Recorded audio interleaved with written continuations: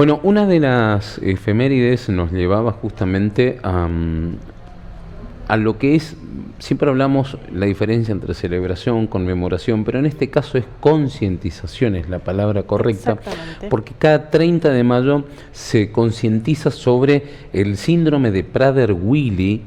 Es de alguna manera la unión, una palabra compuesta que une las iniciales de los doctores que descubrieron esta patología, y para ello vamos a hablar, para intentar entender de lo que es una de las calificadas enfermedades raras.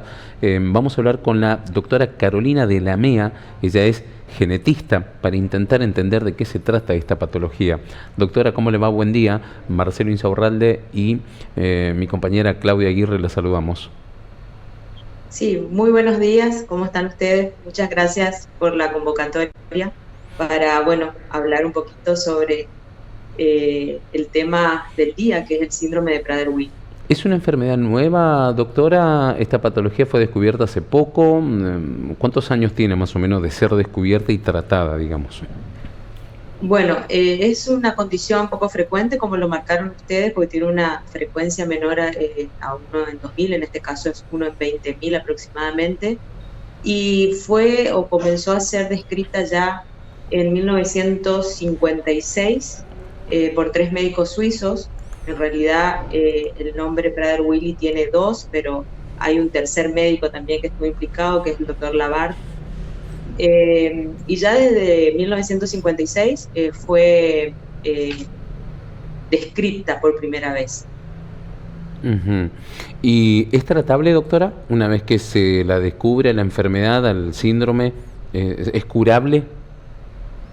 Bueno, como toda condición genética o genéticamente determinada, como en este caso, en general hay pocos tratamientos curativos disponibles en la actualidad. Si bien esto es algo que está cambiando día a día, todavía en el caso del síndrome de Prader-Willi no hay un tratamiento curativo. Sí sabemos que un diagnóstico precoz puede ayudar a prevenir justamente todas las comorbilidades asociadas que son la causa de deceso en muchos casos. Fíjense que un diagnóstico precoz hace que, por ejemplo, tengamos una expectativa de vida en estos casos prácticamente igual a la normal, siempre y cuando uno pueda instaurar terapias de prevención precoces en base a los síntomas que presentan estos pacientes. Uh-huh. Ahora, pensando en el papá, la mamá o los tutores, ¿qué hay que tener en cuenta, digo, para por lo menos encender la alarma, decir, voy a llevar al pediatra, al doctor a mi hijo, que intuyo que es el doctor que después va a derivar a un especialista para reconocer a esta patología como misma, que es el síndrome de Prader-Willi? ¿Cuáles serían los indicios que tendría un paciente?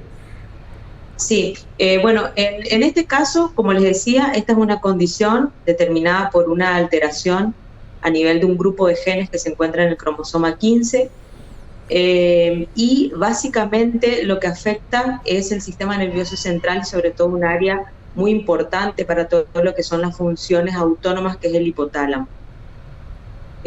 Al síndrome de Prader-Willi se lo resume como una enfermedad de los 1000 síntomas, dicen, porque tiene un abanico muy amplio de síntomas y que varían en función de la edad del paciente. Claro. Ya que en general pasa por dos etapas bien marcadas, que son la primera, desde el nacimiento hasta los 2 años, en los cuales nos vamos a encontrar con un bebé hipotónico, o sea, con una falta de tono muscular, que tiene trastornos para la alimentación, o sea, trastornos básicamente para lo que es la succión, la deglución. Son niñitos que muchas veces nacen, son dados de alta, van a la casa y vuelven a reingresar al servicio de neonatología porque tienen problemas para alimentarse, porque bajan de peso, porque se pueden deshidratar, y todo esto es secundario a la gran hipotonía que tienen. Una vez que pasa este periodo, en general, más o menos al año, año y medio, 2 años, comienzan a mejorar esta hipotonía, pero comienza el principal inconveniente del síndrome de Prader-Willi, que es el aumento excesivo de peso, debido justamente a esta alteración hipotalámica que tiene, que determina una falta de saciedad. O sea, el síndrome de Prader-Willi, la característica principal es que hay una falta de saciedad o de registro de la saciedad a nivel del hipotálamo, por lo cual son niños que van a comer con una voracidad que no pueden manejar, y es el principal inconveniente que tienen. Como les decía, luego de este periodo de hipotonía, desnutrición durante los primeros años de vida, pasan a una etapa en la cual lo que lo va a marcar es el sobrepeso, luego la obesidad. Acompañado a esto hay síntomas como discapacidad intelectual, algunos trastornos conductuales muy característicos como berrinches, obstinación, y por otro lado también se acompaña de baja talla, o sea, en general, además de la obesidad, hay una baja talla, y podemos tener también rasgos muy distintivos a nivel de su facies, de su cara, ¿sí? Otra característica es la hipopigmentación de la piel. ¿Sí? En general son niños más blancos por ahí que el resto de su familia, y es otro dato que nos puede llamar la atención. Mire usted. En la provincia del Chaco, doctora, usted está trabajando en el hospital pediátrico, ¿no? En este momento. Sí, sí. Yo pertenezco al servicio de genética del hospital pediátrico, y aproximadamente tenemos un diagnóstico anual de síndrome de Prader-Willi. Ese es más o menos la estadística. O sea, un caso nuevo por año. Un caso nuevo por año. ¿Hay un registro de qué cantidad de niños tienen este síndrome en total, en este momento, que estén con vida? En este momento registrado tenemos 9 niños con síndrome de Prader-Willi. En general, el diagnóstico cambió mucho cuando recién comenzamos con genética y con enfermedades poco frecuentes en la provincia. Los diagnósticos que veíamos eran de niños más grandes que venían a la consulta ya con todo el cuadro florido de obesidad, discapacidad intelectual, sin una causa que lo justifique. Actualmente el diagnóstico se hace mucho más precoz, se hace ya a nivel de la época neonatal. En general son los neonatólogos los que nos consultan por esta hipotonía, por algunos rasgos característicos, y los diagnósticos son mucho más precoces. En general, antes del año podemos realizarlo. ¿Y cómo lo realizamos? Se realiza un estudio genético, se realiza en primera instancia un estudio a nivel del hospital pediátrico.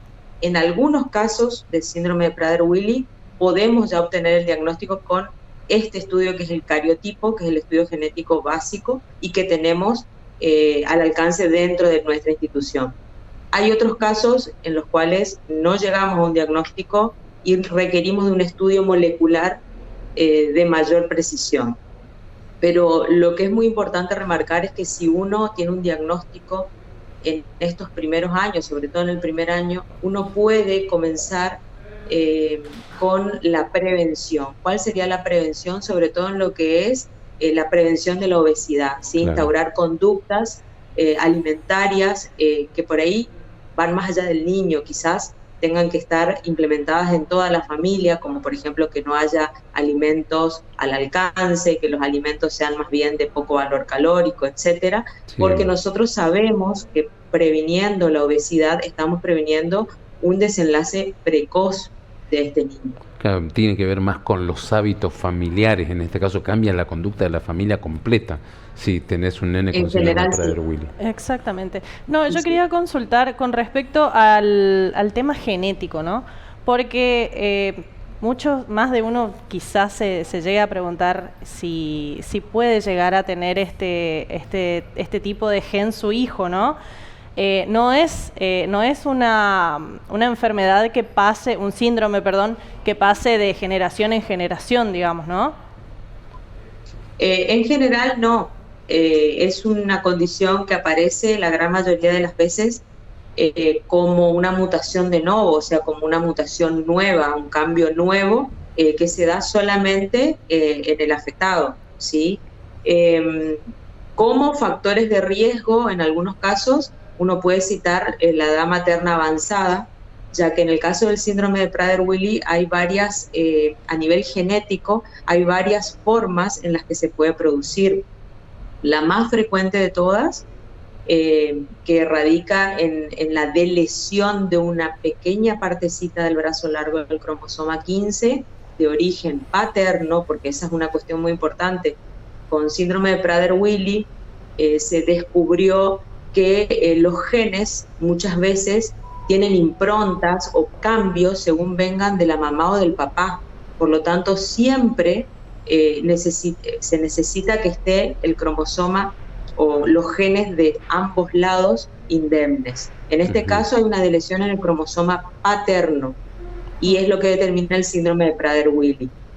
Sin embargo, si llegara a haber una delesión en el cromosoma de origen materno, o sea, en el cromosoma 15 de origen materno, va a dar como resultado otro síndrome con características muy distintas al síndrome de Prader-Willi, que es el síndrome de Angelman.